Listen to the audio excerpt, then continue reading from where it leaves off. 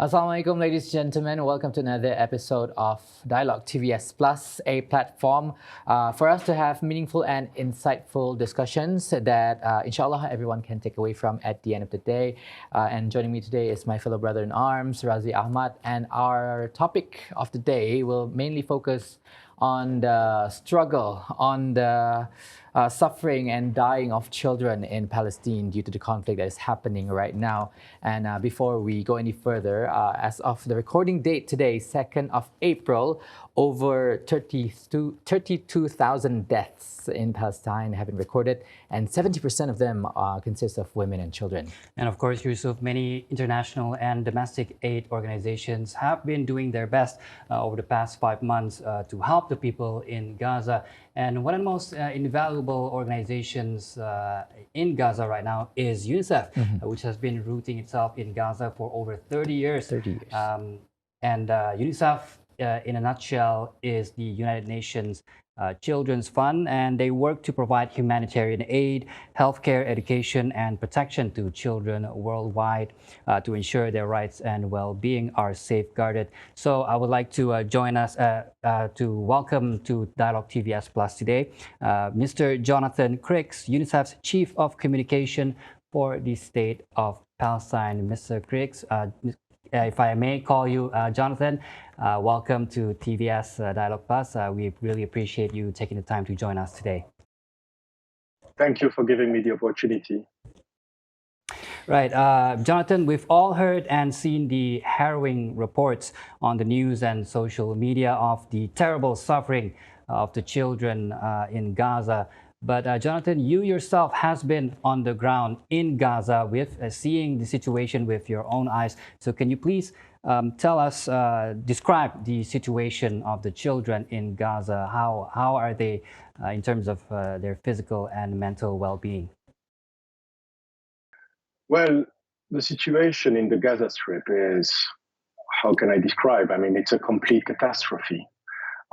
First, we have more than 13,000 children who were killed, according to reports from the Ministry of Health, the Palestinian Ministry of Health. So this is something which is first and foremost absolutely terrible, and the Gaza Strip has become a graveyard for children.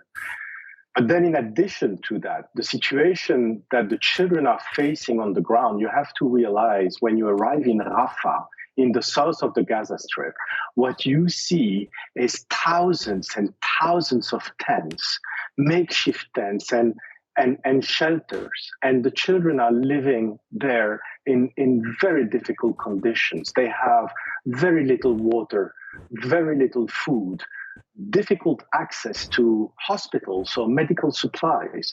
The children there, they also are living in a very difficult hygiene situation. In some of the camps I visited, you sometimes have one toilet for 500 people, one toilet for 700 people.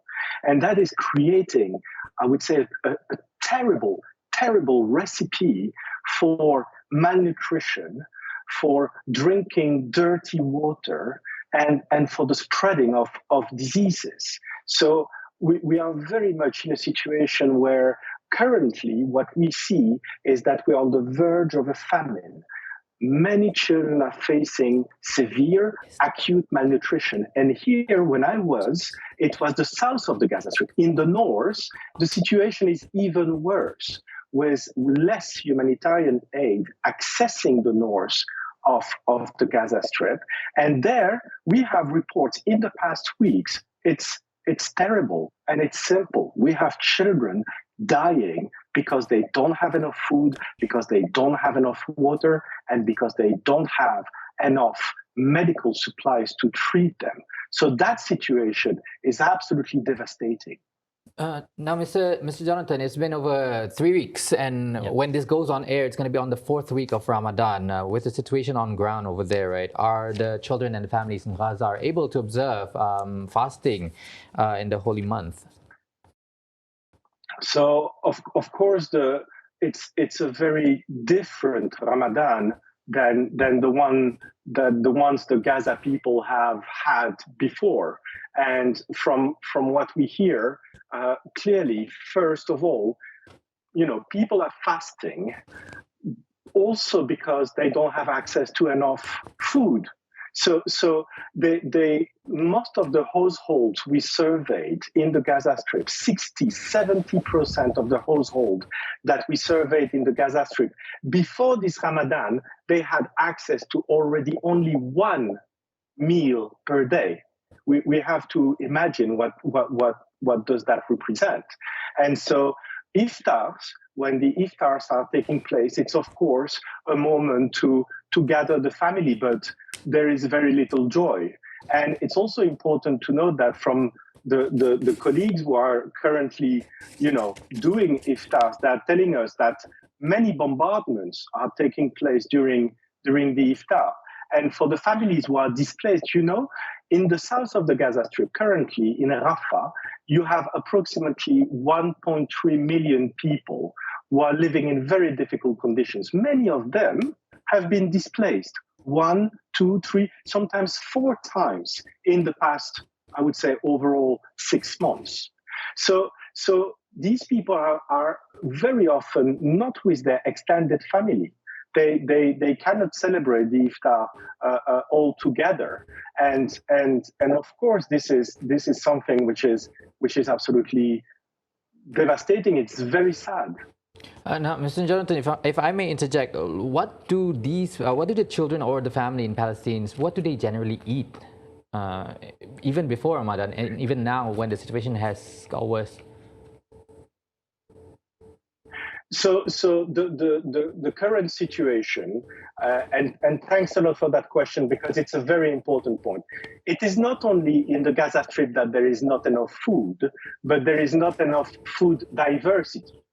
So when I was in Gaza, what I noted is that you had extremely little access. You have almost no fruit, no vegetable.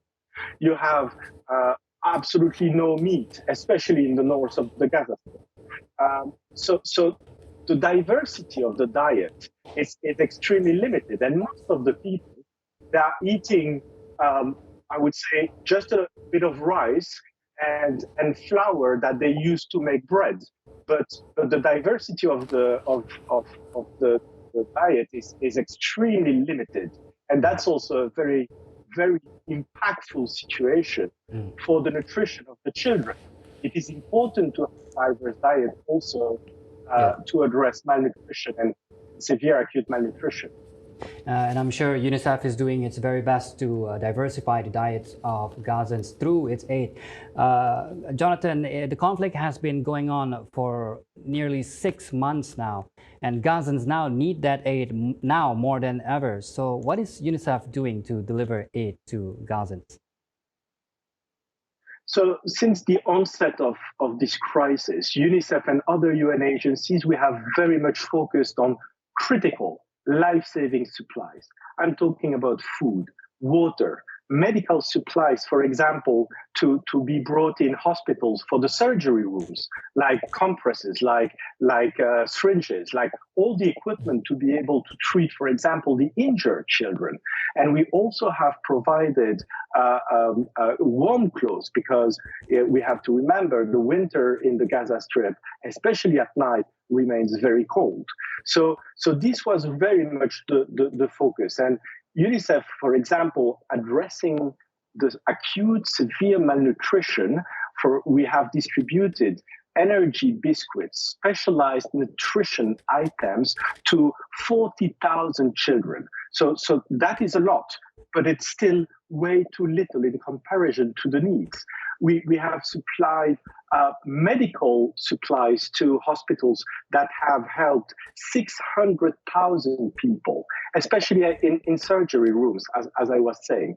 We also have delivered water, fresh potable water to more than 1 million people. But that remains way too little. And it is extremely important that the entire world mobilizes to support those children. And I know that UNICEF Malaysia is doing a lot of efforts when it comes to raising funds for this terrible situation that the children in the Gaza Strip are facing. Mr. Jonathan, it is well known that there has been a lot of difficulty getting that aid into Gaza, leading Gazans on the brink of famine nowadays. Has UNICEF encountered any difficulties themselves in efforts to deliver the aid to those in need? UNICEF, like every humanitarian agency, is facing challenges. And I can summarize them. There are four main challenges that we are facing. The first one is security. When you have persistent bombing, it's extremely difficult to move that humanitarian aid for it to reach the people. And then the second issue is the access.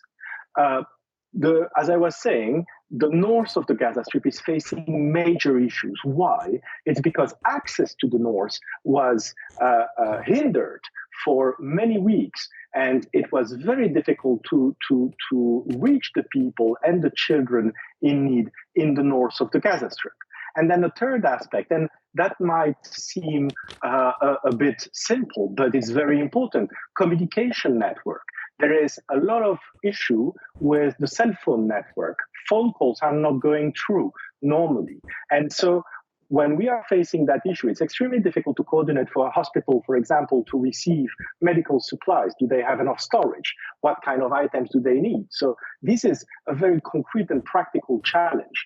And then the fourth issue is that there is not enough trucks which are entering inside the Gaza Strip, and there are not enough trucks to distribute the aid to the children in need wherever they are. So these are the challenges that we are all facing, and we are calling UNICEF and the UN agencies are calling on all parties to make sure that that humanitarian aid can be distributed to everyone. Yeah, Mr. Jonathan, I know it has been a very, I would say, difficult 6 months since October the 7th, but of course, not to mention the last 75 years of the occupation by Israel. But Mr. Jonathan, I just want to ask, will we see peace in Gaza? Will we see a long one and a resolution to this conflict, in your opinion? It is absolutely critical.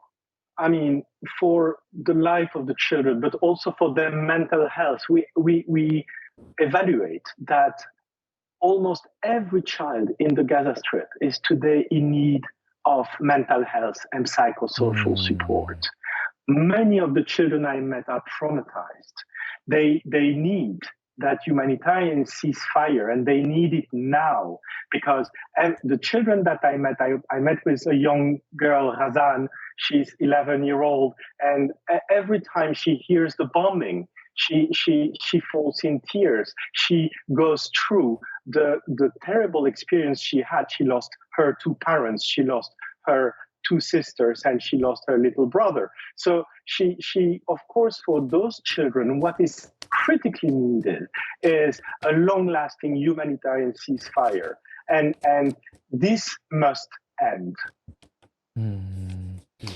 I mean, I've heard of, I've seen, read and news about how children over there, they are so mentally affected by the conflict. They're wishing to be killed just to end their nightmare. And that was according to a report by a UNICEF on-the-ground reporter. Yes. Yeah. And yeah, I would like to say thank you again to Mr. Jonathan for joining us in this session of Dialog TVS Plus. We really appreciate your insightful insights and your opinions about how the conflict should be resolved immediately. So once again, thank you so much, Mr. Jonathan, for joining us on this session. Hope you will be okay right over there. I believe you are in Jerusalem right now. Yeah. And please be at peace, and I hope everything will go smoothly for UNICEF in Palestine. And with that, I am Razi Ahmad. And I'm Mr. Shukri. Thank you so much for watching this episode of Dialog TVS Plus.